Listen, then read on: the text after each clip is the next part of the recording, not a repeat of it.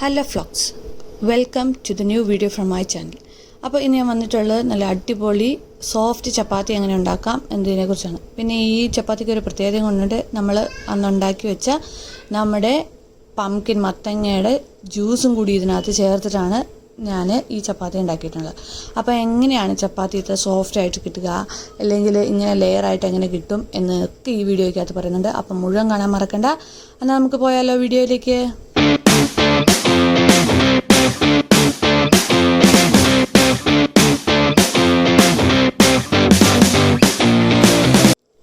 എന്നാൽ നമുക്ക് ചപ്പാത്തി ഉണ്ടാക്കാൻ തുടങ്ങിയാലോ. അപ്പം ഞാൻ ആദ്യം പറഞ്ഞ പോലെ തന്നെ മത്തങ്ങ തോരൻ വെച്ചപ്പോൾ ഞാനിവിടെ ജ്യൂസ് എടുത്ത് ഉണ്ടായിരുന്നു. ആ ജ്യൂസ് ഞാൻ കളഞ്ഞിട്ടില്ല. അത് നമ്മൾ ചേർത്താണ് നമ്മൾ ആട്ടക്കകത്ത് കുഴയ്ക്കുന്നത്. അപ്പോൾ എല്ലാ പ്രാവശ്യവും നമ്മൾ ഈ ആട്ട തന്നെ ഉപ്പിട്ട് മീൻസ് ചപ്പാത്തി ഉണ്ടാക്കി കഴിക്കുമ്പോൾ നമുക്ക് എപ്പോഴും ഒരു മടുപ്പായിരിക്കും. ഓക്കെ, എല്ലാ ദിവസവും ചപ്പാത്തി കഴിക്കുന്നവരുടെ കാര്യമാണ് ഞാൻ പറഞ്ഞത്. അപ്പോൾ ഇങ്ങനെയൊക്കെ ഉണ്ടാക്കുകയാണെങ്കിൽ അതിൻ്റെ ടേസ്റ്റ് തന്നെ മാറും കേട്ടോ. അതിൻ്റെ ടേസ്റ്റും സ്ട്രക്ചറും ഒക്കെ മാറിയിട്ട് നല്ലൊരു സ്വാദോടു കൂടി നമുക്ക് കഴിക്കാനായിട്ട് പറ്റും. അപ്പം ഇങ്ങനെയുള്ള ട്രിക്സൊക്കെ നിങ്ങൾക്ക് യൂസ് ചെയ്യാവുന്നതേ ഉള്ളൂ. ഇങ്ങനെയുള്ള ജ്യൂസൊക്കെ നമ്മൾ കളയാതെ വെക്കുക. എനിക്കിവിടെ ഒരു 1/2 ഗ്ലാസ് മിച്ചം നമുക്ക് ജ്യൂസ് കിട്ടിയിട്ടുണ്ടായിരുന്നു. അപ്പോൾ എനിക്കത് കളയാൻ തോന്നിയില്ല. അപ്പം ഞാൻ വിചാരിച്ചു ചപ്പാത്തി ഉണ്ടാക്കാമെന്ന്. അത് നിങ്ങളെ ഒന്ന് കാണിക്കുന്നു എന്ന് മാത്രമേ ഉള്ളൂ. അപ്പോൾ നമ്മൾ കുറച്ച് ഉപ്പിട്ട് നല്ല പോലെ ഒന്ന് ആട്ടയായിട്ട് മിക്സ് ചെയ്യുക. ആവശ്യത്തിനുള്ള ആട്ട എടുക്കണം ആദ്യം. ഓക്കെ, അത് കഴിഞ്ഞിട്ട് നമ്മുടെ ജ്യൂസ് അതിനകത്തോട്ട് ഒഴിച്ചു കൊടുക്കുക. ജ്യൂസ് നിങ്ങൾ കുറച്ചായിട്ട് ഒഴിച്ചു കൊടുക്കാം. അതല്ല എങ്കിൽ ഒന്നിച്ച് ഒഴിച്ചു കൊടുക്കുക. അതൊക്കെ ആട്ടയുടെ അളവനുസരിച്ചാണ്, വെള്ളം ചേർക്കുന്നതനുസരിച്ചാണ് നമ്മൾ ജ്യൂസും ചേർക്കേണ്ടത്. അപ്പം ഞാനിവിടെ അതിൻ്റെ മത്തങ്ങയുടെ നീരവിടെ ചേർത്തിട്ടുണ്ട്. എന്നിട്ട് നല്ല പോലെ കൈ വെച്ച് ഒന്ന് ഞരടി കൊടുക്കുക. എല്ലായിടത്തും പറ്റുന്ന രീതിയിൽ നല്ല പോലെ ഒന്ന് ഞരടി കൊടുക്കുക ഫസ്റ്റ് തന്നെ.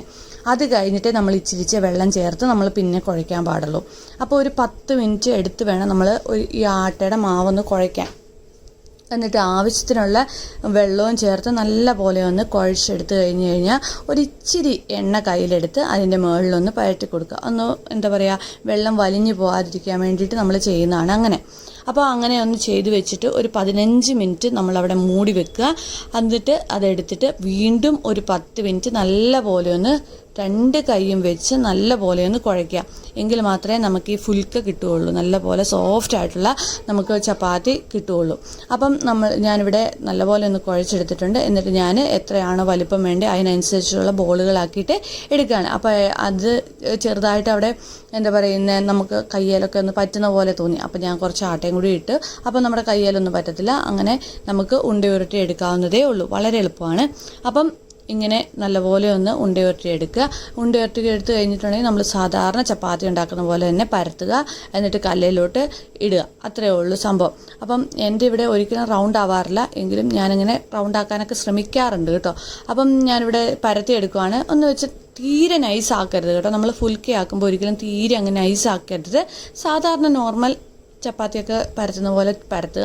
എന്നിട്ട് നമ്മുടെ കല്ല് കുറച്ച് നേരം ഒന്ന് ഹീറ്റ് ആവാൻ വെക്കണം. എന്നിട്ടേ ഇടാവുള്ളൂ. അപ്പം ഇട്ട് കഴിഞ്ഞിട്ട് അതിൻ്റെ ഒരു അതായത് ആദ്യം ഇട്ട സൈഡ് നല്ല പോലെ ഒരു ബ്രൗൺ കളർ ആവുന്നുണ്ടോ നോക്കണം. ആ ബ്രൗൺ കളർ ആയിട്ട് വേണം നമ്മളത് തിരിച്ചിടാൻ. അതല്ലാതെ പെട്ടെന്ന് തിരിച്ചിട്ട് കഴിയുമ്പോൾ നമുക്ക് ഫുൽക്കി ആയിട്ട് കിട്ടില്ല. അപ്പോൾ ഇതൊന്ന് വേവും കൂടി ചെയ്യണ്ടേ. അപ്പം നല്ല പോലെ ഒന്ന് ബ്രൗൺ കളർ ആവാൻ വേണ്ടി നമ്മൾ വെയിറ്റ് ചെയ്യണം. എന്നിട്ട് വേണം തിരിച്ചിടാൻ. കണ്ടോ, ഞാനിവിടെ ഇത് തിരിച്ചിട്ടപ്പോൾ കണ്ടോ, ഇത്രയും ഒരു പാകത്തിനുള്ള ഒരു ബ്രൗണിഷ് കളർ നമുക്കവിടെ വന്നാൽ നമുക്കത് മറിച്ചിട്ട് കഴിഞ്ഞിട്ടുണ്ടെങ്കിൽ നമുക്ക് പിന്നെ പെട്ടെന്ന് ഫുൽക്കി ആയിട്ട് കിട്ടും.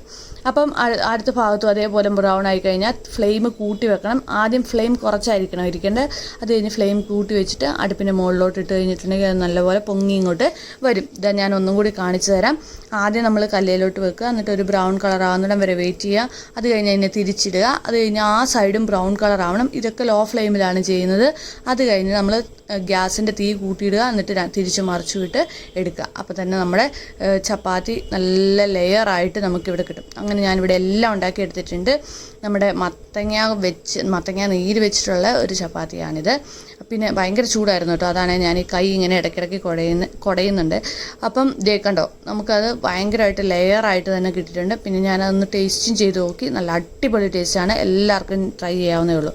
അപ്പോൾ ഒരു കാര്യം നിങ്ങൾ മറന്നു പോകേണ്ട, എൻ്റെ ഈ വീഡിയോ ഇഷ്ടപ്പെടുവാണെങ്കിൽ ലൈക്ക് ചെയ്യാനും ഷെയർ ചെയ്യാനും കമൻറ്റ് ചെയ്യാനും അതുപോലെ തന്നെ സബ്സ്ക്രൈബ് ബട്ടൺ അമർത്താനും മറന്നു പോകണ്ട. തീർച്ചയായിട്ടും ഇപ്പം തന്നെ സബ്സ്ക്രൈബ് ചെയ്തേരെ. അപ്പം ഇനി ഇതുപോലെയുള്ള വീഡിയോ ആയിട്ട് നമുക്ക് വീണ്ടും കാണാം. അതുവരേക്കും ബായ്.